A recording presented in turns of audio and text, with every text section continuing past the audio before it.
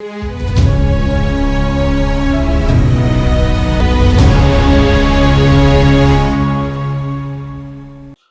दोस्तों, राजनीति की बातें किताबों की कहानी में आपका स्वागत है। मैं हूं आपका दोस्त धर्मेंद्र कंवारी।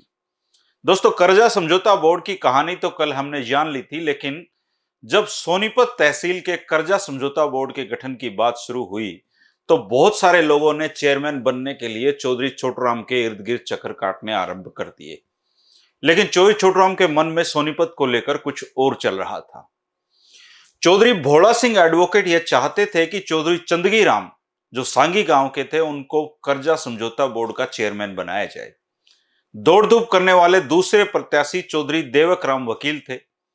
ये जिला रोहतक की यूनियनिस्ट पार्टी के ऑर्गेनाइजिंग सचिव भी थे और चौधरी छोटूराम के अत्यंत समीपी कुछ व्यक्ति चौधरी माड़ू सिंह को इस पद के लिए उपयुक्त समझते थे। यानी कि 3 आदमी तो इस पद के दावेदार थे ही। जिला रोहतक चौधरी छोटूराम जो मंत्री थे उस समय का अपना जिला था और इस जिले के सूदखोर महाजनों की कर्जे संबंधी अमानवीय घटनाएं उन्होंने अपने जीवन में अपने आंखों से देखी थी। चौधरी छोटूराम ने एक फैसला कर लिया था कि कर्जा समझौता बोर्ड के चेयरमैन के लिए जो भी व्यक्ति नियुक्त किया जाएगा वो हर दृष्टि से धन के लोभ लालच में वशीभूत होने वाला ना हो। और इसलिए उन्होंने नजर दौड़ानी शुरू कर दी थी कि सोनीपत में ऐसा कौन व्यक्ति हो सकता है जो इस पद के साथ न्याय करता हो, नैतिकता और सदाचार की कसौटी पर खरा उतरता हो। बोर्ड की सफलता के लिए इस तरह के व्यक्ति का मिलना उस समय की जरूरत थी ताकि चौधरी छोटूराम सूदखोरों को सबक सिखा सकें।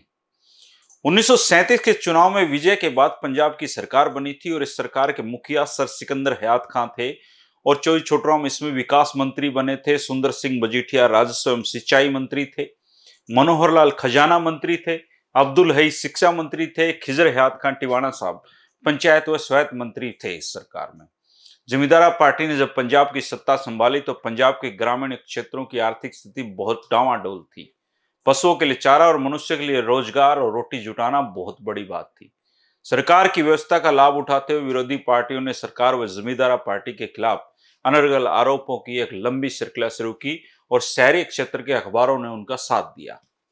विरोधी पार्टियों का प्रमुख लक्ष्य चौधरी छोटूराम को जनता की नजरों में गिराना था। सर सिकंदर हयात खां जो प्रधानमंत्री थे, उस समय पंजाब का जो मुख्यमंत्री था उसको प्रधानमंत्री कहा जाता था, उन दोनों के बीच में किसी तरीके से खटास पैदा करना था। विरोधियों के प्रचार के उत्तर में चौधरी छोटूराम के तेवर कठोर हो गए थे और उन्होंने विरोधी पार्टी को मुंह तोड़ उत्तर देते हुए प्रधानमंत्री को यह परामर्श दिया था कि शासन दृष्टता की नसैनी के सहारे ही ऊपर उठता है। अलोकप्रियता की बातें कोरी अफवाहें हैं और इनसे घबराने की जरूरत नहीं है।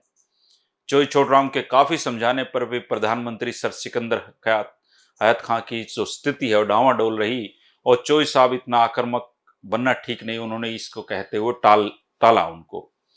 और उनकी जो घबराहट थी वो चौधरी छोटूराम के मन में एक खलल डाल रही थी। वो दिखाना चाहते थे कि हरियाणा क्षेत्र में मेरा क्या प्रभाव है।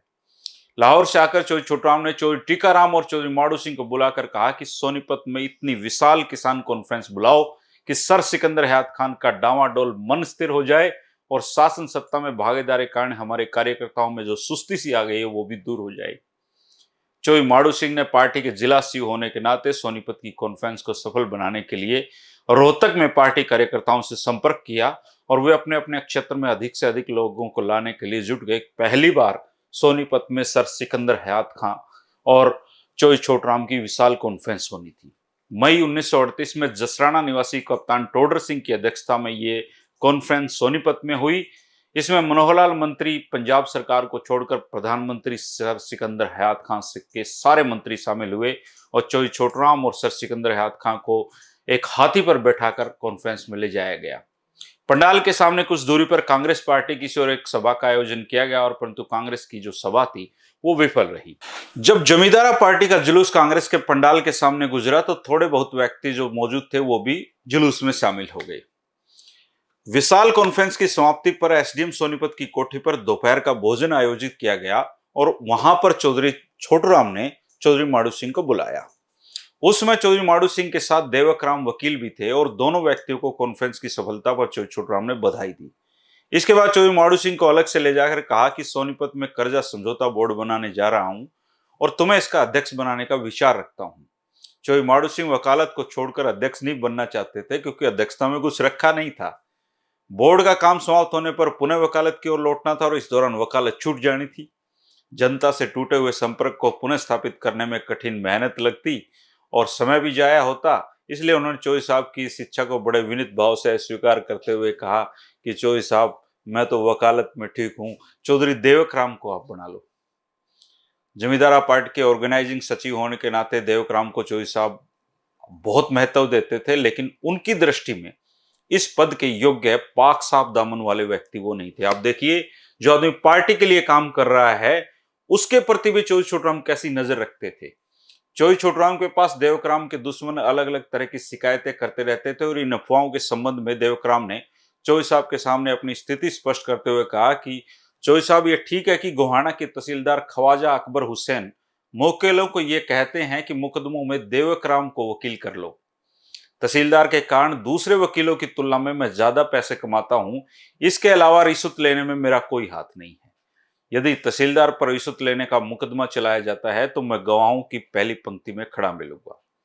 मैंने अब गोहाना को छोड़कर रोहतक में वकालत आरंभ कर दी है। और इतना सब कुछ कहने के बाद भी चोई साहब ने उनको अध्यक्ष बनना स्वीकार नहीं किया। चोई माड़ू सिंह ने लाहौर जाकर भी निवेदन किया कि मुझे अध्यक्ष ना बनाओ, परंतु चोई साहब की इच्छा के सामने चोई माड़ू सिंह को नतमस्तक होना पड़ा और इस प्रकार 1938 में चौधरी माड़ू सिंह ने कर्जा समझौता बोर्ड के अध्यक्ष पद का दायित्व संभाल लिया। चली चलाई वकालत कर्जा समझौता बोर्ड के लिए चली गई। इस बोर्ड में ऋणदाताओं की तरफ से आंवली गांव के लाला शिखर चंद और ऋण उपभोक्ताओं की प्रतिनिधि के रूप में चौधरी खुर्शीद अली गोहाना को सदस्य के रूप में नियुक्त किया गया। चौधरी माड़ू सिंह की नियुक्ति में कुछ व्यक्तियों ने खूनी शेरों के मध्य हिरण की मध्यस्थता के समान उसको बताया। इसी संदर्भ में किसी व्यक्ति ने बातचीत के संदर्भ में चोई छोटूराम से कहा कि चोई साहब, आपने माड़ू सिंह को कर्जा समझौता बोर्ड का अध्यक्ष बनाकर ठीक काम नहीं किया। माड़ू सिंह घाघ आदमी नहीं है, इसको चालाक सूदखोर खरीद लेंगे और आपकी बदनामी होगी। चोई साहब ने उस व्यक्ति को उत्तर दिया कि यदि सूदखोर महाजन मुझे खरीद सकते हैं तो माड़ू सिंह को भी खरीद लेंगे। माड़ू सिंह सिद्धांतों का पक्का आदमी है, पैसे का लालची नहीं है। मेरा जांचा परखा हुआ है और मुझे विश्वास है वो इस पर खरा उतरेगा। अध्यक्ष पद ग्रहण करने के उपरांत चोई माड़ू सिंह को चोई छोटूराम का एक खत मिला और इसमें लिखा था कि बोर्ड का कार्य सावधानी, कुशलता और शीघ्रता से किया जाए। चोई माड़ू सिंह ने सूचना पत्र पर जो बोर्ड था दोनों सदस्यों को यह दिखाया और इन सदस्यों की प्रतिक्रिया सकारात्मक नहीं थी, उदासीनता पूर्वक थी, क्योंकि ये दोनों सदस्य चाहते थे कि बोर्ड के कार्यों में जितना विलंब हो उतना ही फायदा है। इससे रोजी रोटी चलने के साथ चौधराहट भी बहाल रहेगी। परंतु चौधरी माड़ू सिंह ने चोई साहब के पत्र को आदेश पत्र मानकर अपना काम शुरू कर लिया। 1938 में जमींदारा पार्टी की सरकार ने भूमि हस्तांतरण कानून में संशोधन करके रहन पुनः प्राप्ति कानून, बनामी कानून और जमींदारा साहूकारा कानून बनाए थे। इस अवधि में पंजाब विधानसभा में एग्रीकल्चर प्रोड्यूसर मार्केट बिल भी प्रस्तुत किया था और इस बिल के विरोध में व्यापारियों, हिंदू महासभा और कांग्रेस पार्टी ने आकाश पाताल एक कर दिया था और पंजाब में हड़तालें करवाई थी। दूसरी ओर पंजाब के किसानों ने इनका स्वागत किया था। इस बिल के पक्ष में हरियाणा की आवाज को ढीला समझते हुए चोई छोटूराम ने चोई माड़ू सिंह को 24 अगस्त 1938 को एक पत्र लिखा था, जिसमें पंजाब के अन्य भागों की तुलना में दक्षिणी पूर्व पंजाब जो हरियाणा क्षेत्र था उसमें सक्रियता की कमी का उल्हाड़ा दिया गया था। इस पत्र में चोई माड़ू सिंह को परामर्श दिया गया था कि भविष्य के लिए बिल के पक्ष में किसान जातियों के पढ़े लिखे व्यक्तियों को जोड़कर 28 अगस्त को बड़ी बड़ी बैठकें करो। इन बैठकों में बिल के पक्ष में बस प्रस्ताव पारित करके राज्यपाल को बिल की स्वीकृति के लिए लिखा जाए और इस संबंध में वकीलों के सहयोग पर विशेष बल देने की बात भी लिखी थी। चोई छोटूराम का विरोधियों से निपटने के बहुत तरीके उनको आते थे। चोई साहब का पत्र मिलने पर चोई माड़ू सिंह ने रोहतक, सोनीपत, गोहाना और झज्जर के किसान जातियों के वकीलों से संपर्क किया और बिल की स्वीकृति प्रदान करने के लिए राज्यपाल को तार भिजवाए थे और ये सिरे फिर चढ़ाया गया। दोस्तों, इस तरह की राजनीति उस समय थी और सोनीपत की ऐतिहासिक वो दिन था जब सर सिकंदर हयात खां और चोई छोटूराम हाथी पर बैठकर सोनीपत में आए थे। वो दौर अलग थे दोस्तों। कर्जा समझौता बोर्ड जो था उसने बहुत काम किए। जो सही में जो साहूकारों की चिड़न का जो कारण था वो आज भी चोई छोटूराम को जो कोसते हैं लोग, वो इसलिए कोसते हैं क्योंकि उन्होंने जमींदार को साहूकार के पंजे से बाहर निकाल लिया था। यही लड़ाई थी दोस्तों, शहरी देहाती की, साहूकार जमींदार की, बस इतनी सी लड़ाई थी। और चोई छोटराम का आप इसको सामर्थ्य कह लो या साहूकारों की नजर में दोष कह लो कि उन्होंने किसान जातियों के उत्थान के लिए कोशिशें की। अब कर्जा समझौता बोर्ड के अध्यक्ष तो माड़ू सिंह बन गए, लेकिन जब केस सामने आए तो हैरान हो गए, क्योंकि दो दो बहिया का हिसाब किताब कौन रखे। जमींदार कर्जा लेता था, लेकिन दो बहियों में दर्ज होता था, एक बही उसको लूटती रहती थी, एक में असल हिसाब होता था। इसके अलावा एक ऐसा सूदखोर भी सोनीपत में था जिसको किसान जल्लाद सूदखोर कहते थे। बहुत सारी कहानियां चोई माड़ू सिंह की जिंदगी की हैं जो चोई छोटराम के कामों को दिखाती हैं, चोई छोटराम की सपनों को दिखाती हैं, उनके जो विजन था उसको प्रस्तुत करती हैं। लेकिन दोस्तों, ये दुर्भाग्य है हमारी पीढ़ी का कि हम चोई छोटराम जैसे सामर्थ्यवान व्यक्ति का सिर्फ नाम सुना है, उनके कामों के बारे में आज भी बहुत कम जानते हैं। हमारी कोशिश यही है 3 बजे की हरियाणा के इतिहास से जुड़ी, हरियाणा के महापुरुषों से जुड़ी हर बात आप तक पहुंचाई जाए। मैं कभी ये नहीं देखता कि मेरे वीडियो को कितने लोगों ने देखा है, मेरा ये लक्ष्य नहीं है दोस्तों। अगर मैं लाइक और व्यूज कमाना चाहता तो बहुत सारे वीडियो ऐसे हैं जहां पे लाखों लाइक्स आ सकते हैं, हमें नहीं चाहिए दोस्तों। अगर पढ़े लिखे लोग हैं, हम बुद्धिजीवी लोग हैं, ठीक ठाक समझ रखते हैं, तो हमारा लक्ष्य होना चाहिए कि हमारी जो पीढ़ी है, हमारे जो लोग हैं, उनको इतिहास की वो बातें बताई जाएं जिसको पढ़कर जानकर उनको अपने इतिहास पे गर्व महसूस हो सके। वो 2 लोगों में बैठे तो ये बातें बता सके, ये लक्ष्य है। नहीं तो कहीं भी वीडियो बनाएंगे लाखों व्यूज आ सकते हैं दोस्तों। मैं बहुत कम दोस्तों को बहुत कम बार मैं कहता हूं कि चैनल को सब्सक्राइब कर लो, सब्सक्राइब कर लो। मुझे पता है वीडियो अच्छा लगेगा कर लेगा, नहीं लगा कर नहीं करेगा। और जब अच्छा लगा है तभी तो ये लाखों लोग जुड़े हैं। 2.5 करोड़ लोगों ने हरियाणा में दोस्तों, 2.5 करोड़ लोग अब तक ये चैनल देख चुके हैं। और कितनी बड़ी तादाद ये है, 3 करोड़ की पॉपुलेशन है हरियाणा की।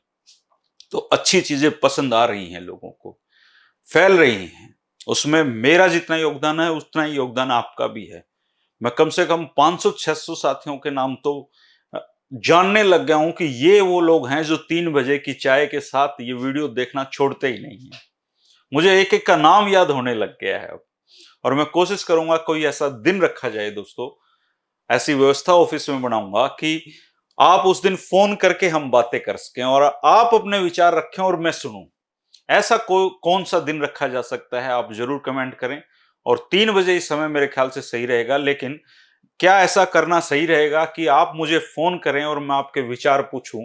इसके लिए कोई अगर दिन आप निर्धारित करना चाहते हैं तो आप जरूर कमेंट करके बताएं कि वो दिन कौन सा होना चाहिए। 3 बजे का समय रख लेंगे और मैं 2 घंटे तक आपके विचार जानना चाहूंगा हरियाणा पर। आपके अंदर क्या चल रहा है, आपके दिमाग में क्या चल रहा है। अगर आप राजनीति की कोई बात बताना चाहते हो, आज कोई अपनी भावनाएं शेयर करना चाहते हैं, तो ऐसा एक दिन मैं जरूर रखना चाहूंगा। क्योंकि हर साथी से मैं मिलना सबसे चाहता हूं, लेकिन सब लोगों के साथ मुलाकात संभव नहीं है। आप बहुत दूर दूर तक फैले हुए हैं, बहुत देशों तक फैले हुए हैं। तो बात करने का कोई एक दिन मुकर्रर करते हैं, आप मुझे फोन करेंगे और मैं हर साथी की बात सुनूंगा। ऐसा कोई दिन आप शनिवार एतवार बेहतर है हो तो आप जरूर बताइएगा। अगर आप बात करना चाहते हैं तो कमेंट कर दीजिएगा कि बात करनी है और ये दिन ठीक रहेगा, तो कोई एक दिन रख लेंगे। शुक्रिया दोस्तों, कल मिलेंगे 2 बहियों वाली कहानी के साथ, जल्लाद सूदखोर की कहानी के साथ, और ये 3 बजे का सिलसिला हमेशा चलता रहेगा। शुक्रिया, नमस्कार।